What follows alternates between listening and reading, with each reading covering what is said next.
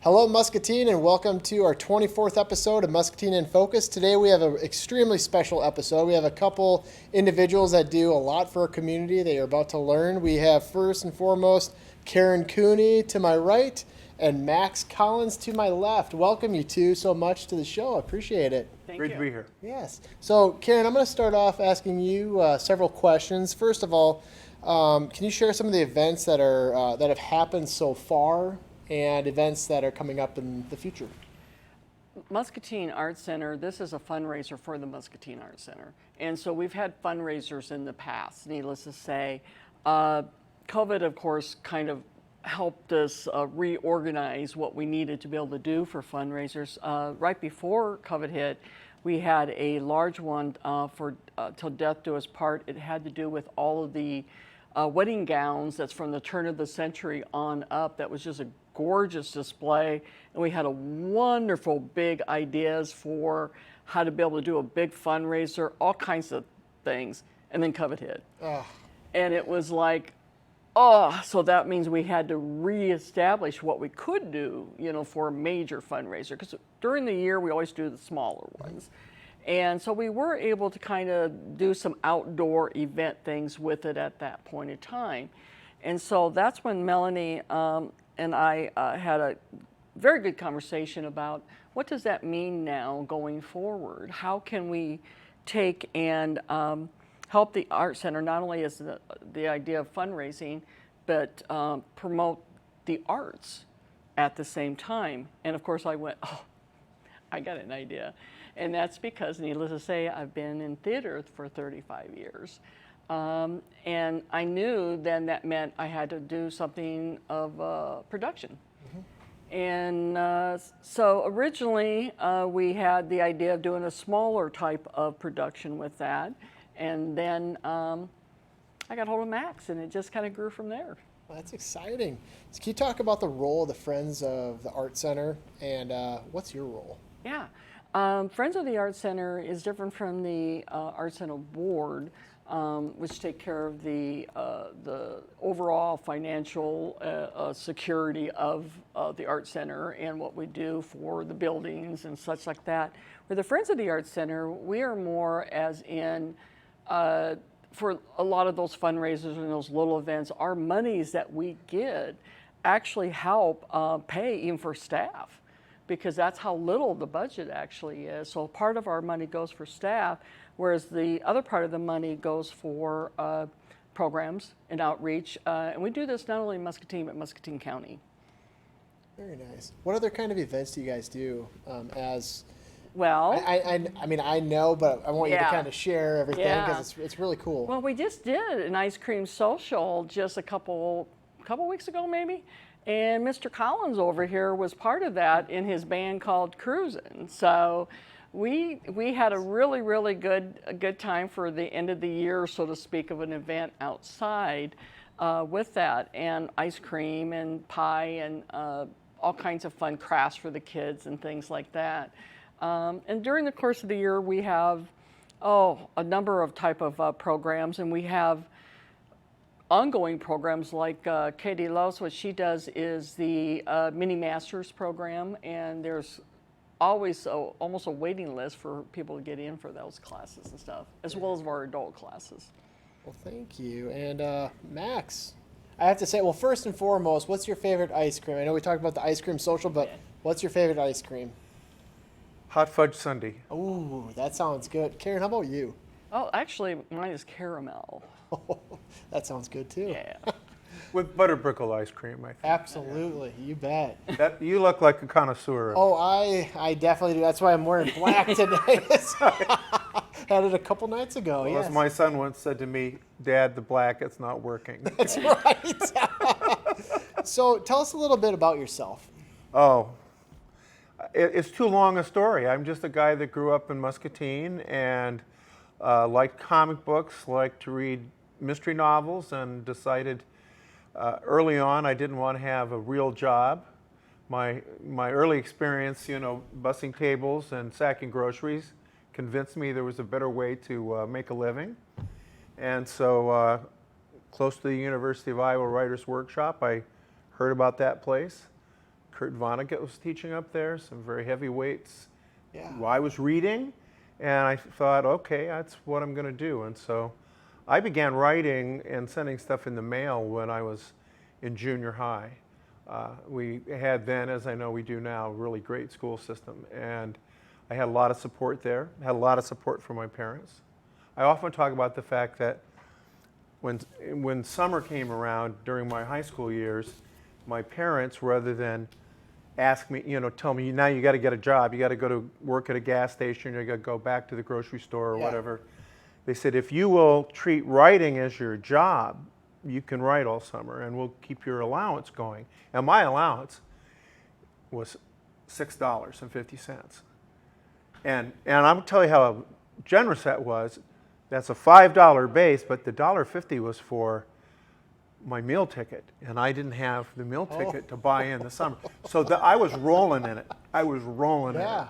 So that's what they did for me, and I think that as well as some mentors I had, that was really the greatest thing that could have happened to me. And then I got married fairly young and my wife Barbara, and I got married right out of Muscatine Community College, where I went. School I still recommend, where I taught for a little bit. And I stayed in Muscatine. I commuted to Iowa City and went to the Iowa Writers Workshop. Got my MFA there, sold my first 2 books while I was at the University of Iowa, living in Muscatine. How old were you at that time selling your books? Very early 20s, 21, 22. Very good. Yeah. Congratulations. Yeah. So you're the author of Road to Perdition. You're living here in Muscatine. Why Muscatine, if I may ask? Well, because I mean, your name's everywhere. You're one of those celebrities here in Muscatine, and I'm learning about this, and it's really cool. It's really cool. Well, nobody ever transferred me. Jared, what do you think about that? Yeah. Nobody. I'm a one-man, two-person actually, because of my wife, because she's a writer as well. Cottage industry, and part of it was that my folks were here. Sure. I was an only child, and my wife's folks were here, and so we thought, again, the school system was terrific. And when we raised our son Nathan, who is an incredible human being, he had a good school system to go to, and we've all just stayed here, and have really no regrets. And I've had a lot of support. I mean, this play, for example, I basically just said, why don't we put on the play I wrote? Okay, there were, so it wasn't hard to get done. And we did 2 movies here, well, actually 4 movies here in the 90s and early aughts. And the community just supported us incredibly. When you needed, if I needed, a policeman in a shot, I just had to call the police station and say, would you send an officer over? We're shooting over, on Lucas Street. We need somebody, and they'd show up. So this kind of size town, this kind of 30,000 size town, is, I think, very, very good place to live. And we have, a lot of great things have been happening here in recent years. Absolutely. Have you met the mayor? I understand he's an interesting guy. I think he's a really cool guy. I get along with him well. No, and you know what, though? It's one of those things, of course, we all love Muscatine, but it's just we're very thankful, obviously, to have you living in Muscatine. And, and as I was getting to do a lot of reading on the internet, things like that, I'm like, Max is here. Max is here. Well, the nice part is nobody's that impressed with me. A lot of these people, if somebody went to school with you, they're not impressed with you because they know the real story, right? So we need to talk to those people. Well, so how is it that you became to be the literary executor for the estate of Mickey Spillane? Well, I hate to have to say this because Mickey was so famous, but he's not as famous now because he's been gone for a few years, obviously. But he was the best-selling, not only mystery writer, he was the best-selling author of the 20th century. He sold 300 million books, and that's a lot of books. The only mystery writer who's outsold Mickey was Agatha Christie, and she wasn't American, so we can't count her. So we say he was America's best-selling author. Created Mike Hammer, who was a revolutionary private eye character. really all of the characters that we kind of are very used to, James Bond in particular, grow out of this tougher, kind of sexier hero that just hadn't existed. And it kind of was an outgrowth of World War II. Mm-hmm. Mickey was a World War II veteran. He'd been a pilot, fighter pilot instructor. And he came back and he kind of said, what would the guys I was in the service with want to read about? And so everything got, it was sexier, it was more violent. The violence was more real. It wasn't the kind of Hollywood bang, you fall over. He was very gritty about it. And he sold a lot of books. There were a lot of movies made. And then a couple of really good TV shows, Darren McGavin in the late 1950s, early 60s. And then Stacy Keach is the one most people remember from the 80s and into the 90s, played Mike Hammer in something like 4 TV shows and any number of TV movies. So it's a cultural icon. Mickey also himself played Mike Hammer in a movie, which is really unusual. The guy who created this character, you don't see Agatha Christie playing Miss Marple. You don't see Edgar Rice Burroughs playing Tarzan, Right. Walt Disney never got in a Mickey Mouse suit, right? But That we know of. that we know of. Maybe at home, and we don't judge. We don't judge. But Mickey didn't like what they were doing in the movie, so in the early 60s, he played Mike Hammer himself, and that spun off into him, and you may remember this, although you're probably too clean cut to ever drink a beer, but It's called me. he was a spokesman for Miller Lite, and he and the doll, who was this beautiful blonde who had been in the movie The Producers, Lee Meredith, for 18 years, they and various athletes, ex-athletes, did that whole taste great, less filling commercial thing. And it was, if you think about how long in TV terms 18 years is, they did Super Bowl commercials. I mean, it was a big, big deal. And so Mickey was a very big part of the culture up till probably about 15, 20 years ago. His books have stayed in print, but my job was, because he was an idol of mine, and I met him. Well, I'll tell you the story because it's pretty good. It's a good story. This is a pretty good story. So I had written him since I was a teenager and never got a response. And I didn't even know. It's like dropping a letter down a well. And then when I sold my first 2 books, which was in the early 70s, well, yeah, about 73, I sent my first 2 books to him, got them to him, and then he wrote me a beautiful welcome to the business kind of letter. And then I always had been kind of a defender of his because the controversial nature of what he had written got him a lot of criticism. So I was invited by a big mystery writer, mystery fan convention to be the liaison between the convention and Mickey, who was going to be a special guest. So they took me to his hotel room. He came to the door, and the person from the convention said, "Oh, Mickey, this is Max Collins." He said, "Oh, I know Max. We've been writing for years." And I said, "That's right, Mickey. 100 letters from me, 1 letter from you." And then we were immediately just absolute friends, and he started inviting me to visit him in South Carolina where he lived, and he became my son's godfather. And then we did some projects together, and on his passing, he told his wife to turn all the unfinished materials over to me. And one of them was a 1-page outline called Encore for Murder. And Encore for Murder is the radio-style play that we're presenting for the Art Center as their fundraiser. Okay, very nice. Very nice. So that kind of leads me into this next question. So how did you get to manage a named actor like Gary Sandy? Well, he's been in Muscatine before. Patty McCormick, who played in the star of Mommy. Mommy was kind of a grown-up, if some people remember The Bad Seed, the evil little girl. And Patty played the evil little girl in the 50s, and then I brought her back as a grown-up version, basically, of The Bad Seed. And it was successful. We got in all the video stores. We got in all the blockbusters, which used to be a really big deal. Sure, yeah. And then we did a sequel called Mommy's Day. And I was looking for another actor that I could access. And Patty was a friend of Gary Sandy's. And so I invited Gary Sandy to be part of Mommy's Day. So he was here in Muscatine for a couple of weeks, probably in 1995 or 96. And that's how he met me and met Muscatine.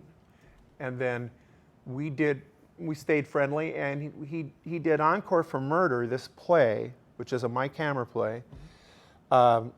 We did it in Owensboro, Kentucky for a big mystery writers, fans event. And we did it there, and it played for about a week. And then a few years later, we were invited to do it at Clearwater, Florida, the Ruth Eckert Memorial Theater or something. It's a big, big theater down there. And we were in the smaller theater, one of those black box kind of theaters. I think it had maybe 300 seat capacity. And it played down there for a month.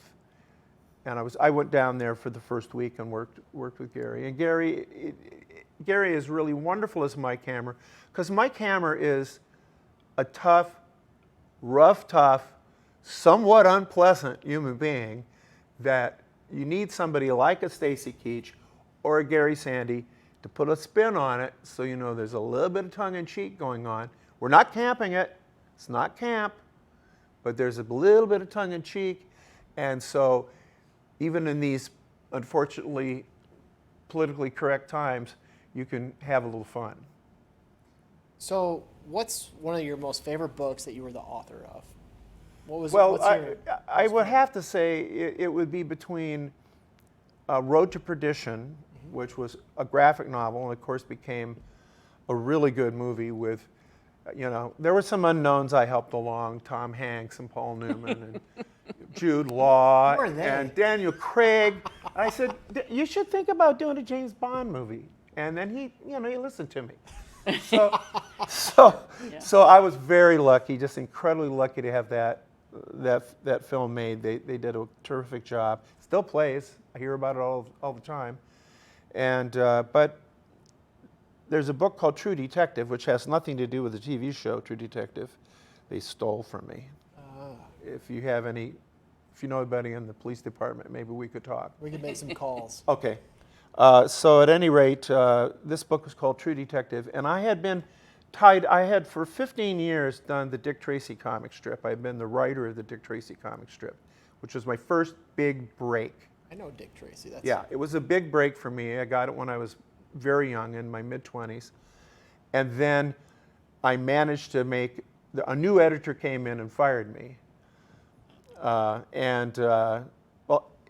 I like to say I didn't lose my job, but when I went there, somebody else was doing it, so I had to go home. But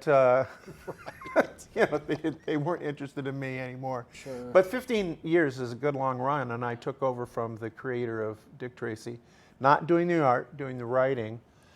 And then when I lost that, it became, what do I do to make my mark as me?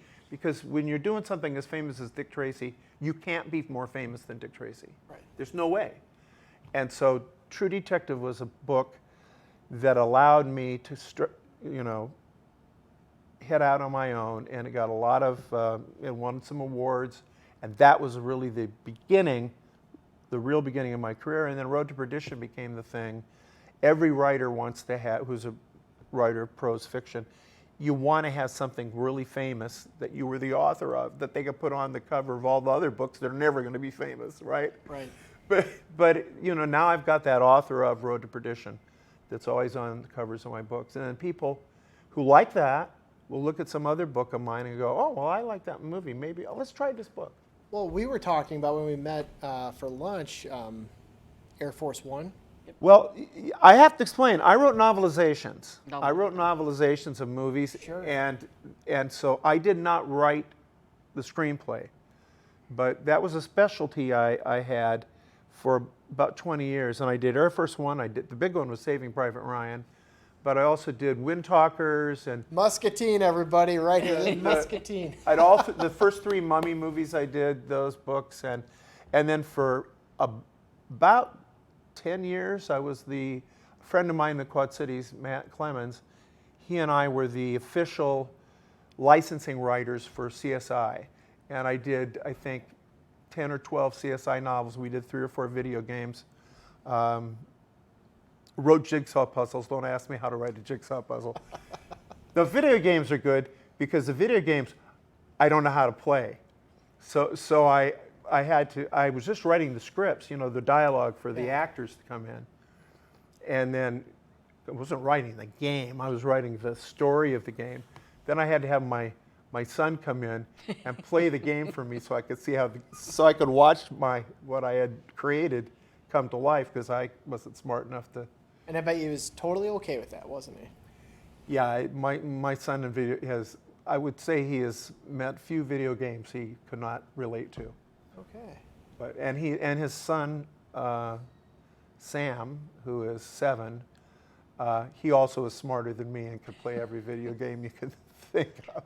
They all are. My 4-year-old's pretty good at video games already too. They leave us behind. They do. Yeah. They leave us behind, and Which, pardon me, but brings me back to what we're doing with this, with a radio show theater. Yeah, right. Is trying to bring back some of that so that you're able to, you get to see it, you get to hear it, you get the lights, you get the sounds. It's just such a combination of the arts that it comes from back when that's all we had to, work with. Well, what I think is funny is that now in this era of podcasts, they don't know it, but they're back listening to radio, right? That's true. Yes. And they have. There's a couple of generations that don't have much, if any, knowledge of that. There was an era, the 30s through the early 50s. There was a time where a lot of the great early TV shows started on radio. Dragnet, Have Gun Will Travel, Gunsmoke. They started on radio, and it's if you listen to some of the really good ones like Dragnet, it's amazing the high level of work that was accomplished by the actors and by the writers. And so what we're doing is, in a fun way, we're showing what the old radio presentations were like, because they'd have a full audience in most cases, particularly anything that was humorous, like Fibber McGee and Molly or The Great Gildersleeve. And that audience would be there just like the audience is there for Jimmy Fallon or someone like that. And then they would play the audience, and that would be broadcast. But when you're doing all the sound effects, we have a guy, I forget what his name is. I think it might be Chad Bishop. Might be Chad Bishop. Who's that guy? Well, he's a kind of a hanger-on. around. He's a He hangs hanger-on. around. He's giving us a thumbs up in the back. He's kind of a hanger-on who wanted something to do. He came to look like a lost puppy dog. Right. We said, well, you can do the sound effects. And it's hilarious because he's over at a table. He's got a door he opens and shuts. He's got stairs he goes shoes. up. Yeah, he's got shoes he dances with on the table. But I got to tell you this. Now, Max, when he writes this, he has things in there like sizzling bacon. It's like, how's he going to make sizzling bacon? Kind of his problem, Chad Brad. came up with it. I could totally make sizzling bacon. Well, no, you can eat sizzling I bacon, could but do can you one. make sizzling bacon? Can you make a sound effect? The sound effect? It's like if it's a rainstorm, it's probably a big piece of steel, that they're going sheet metal. Yeah, all of that. Yeah. So that's a fun thing that people. It is fun. I like that. That's a fun aspect of this, because we're not a play with a lot of props.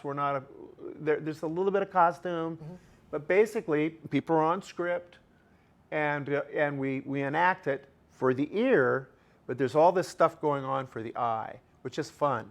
And Gary Sandy is just amazing the way he relates to an audience. It's good to get the senses going too. So what you just brought up, that's because what we did was I said, Max, we need to be able to have a chance with Gary to be able to have kind of like a read through, because he can't come up until the Wednesday before. Okay. And so he's working there and we're working here. And I says, we need to know that rhythm, need to be able to tell how that voice, works and stuff. And so we had our first read with him about a week and a half ago, and we're going to have one again tomorrow night. Okay. And oh my gosh, when I first heard his voice, he has this wonderful, deep, drawn-out voice when he does like what's called a voiceover. And Max can kind of explain that a little further, but then when he goes to his regular voice, you know, it's just enough of a little bit of a New York accent I'm hearing in there. And we're just going, oh my God, trying to listen to him, and you know, with it, it's going to be unbelievable with how that works. Most definitely. No, he's really great, and he's actually doing this pretty much as a favor to me. I mean, he knows it's a benefit and that we're raising money, and so he's been incredibly gracious. And he's driving up from Kentucky where he lives. I think that's great for a good cause, and Yeah. you know, people working together. Yeah. And you know, I think that's great. Well, this all started out as I was going to do a fundraiser, and I had these wonderful ideas for these short stuff, because as he was saying, a lot of them for the radio were like sometimes 5, 10 minutes, 30 minutes is usually was the max on and stuff.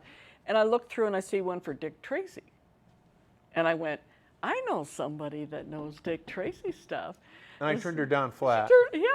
He turned me down. And then a couple days later, I called her and said, because I have no interest in promoting Dick Tracy, they fired me, Brad, in 1993.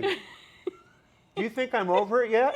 No. You think my bitterness is kind of receded? It's kind of a cool movie. So And I didn't It is know. cool, and I was involved in that movie a little bit. so cool. Yeah, and I didn't know that though when I'm saying this to him about Dick Tracy. So I was like, first kind of like, oh, okay. But she also didn't know I had already written. Yeah. Because the history of Encore for Murder, just briefly, is that I was approached, and this was about, I'm going to say about 10 years ago, to do for Stacy Keach some audio books that would be full cast in the radio style.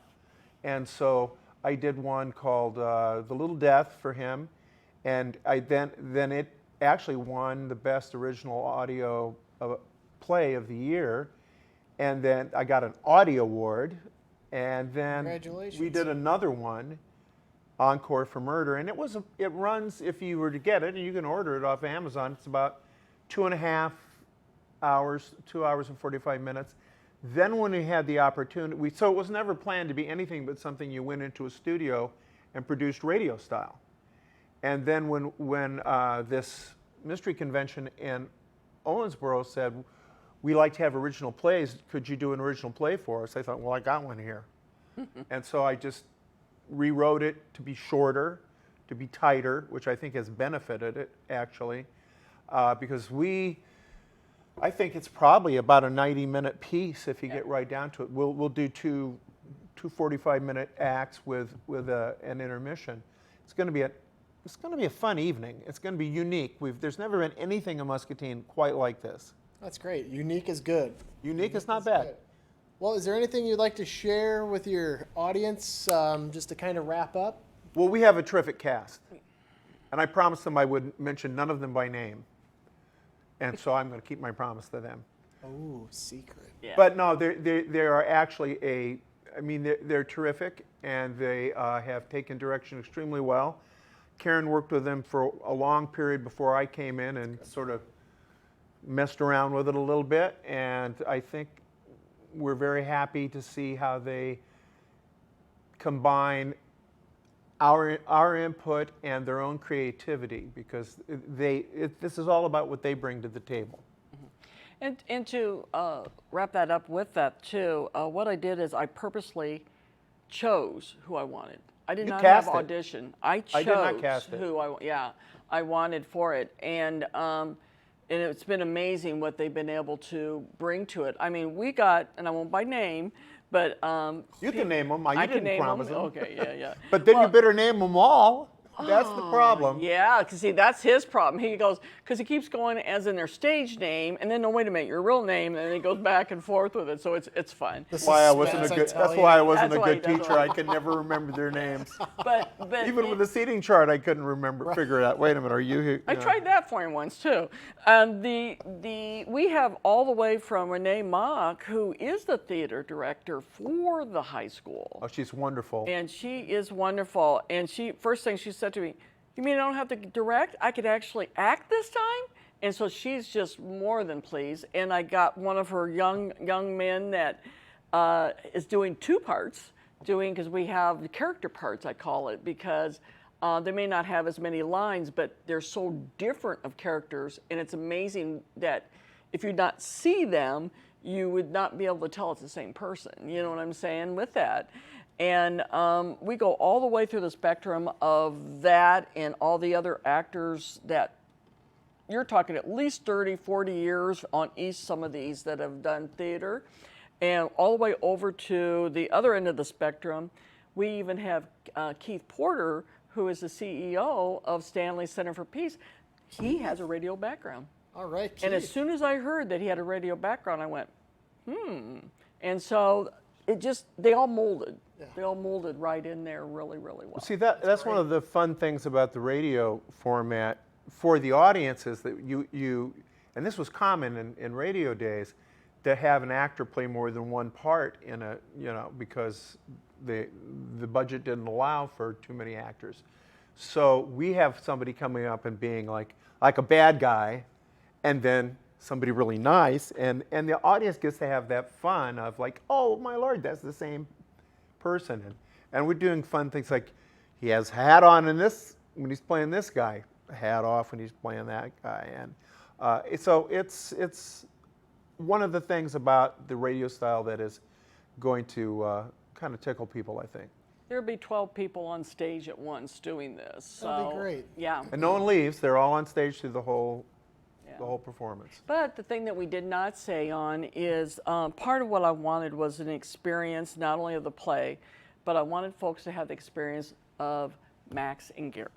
Mm-hmm. And so that's where the Merrill Hotel comes in, and they were gracious to be able to work with us to come up with an after party, kind of like a VIP party, where they get a chance to be able to meet both of the guys, where we have like a question and answer time, and also some autographs and maybe a few pictures and stuff like that with the boys.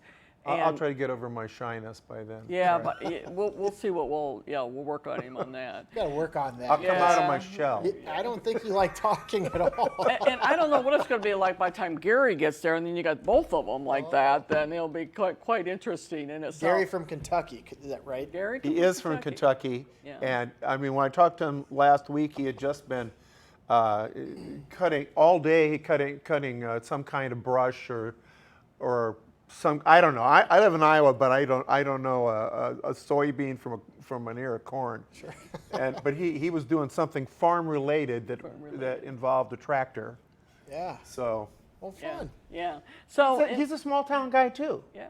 Who had a lot of success. I mean, WKRP at Cincinnati is really a classic sitcom of that particular era, and still airs to this day. Yeah, but the thing I like about with him though too is what most people don't really realize is all the work he did after that. He was actually a theater rat himself and has a great singing voice. He loves theater. Yeah. And it's toured in. He and Ann Margaret did The Greatest Little Whorehouse in Texas for, and I apologize for the language, but that's the name of the show.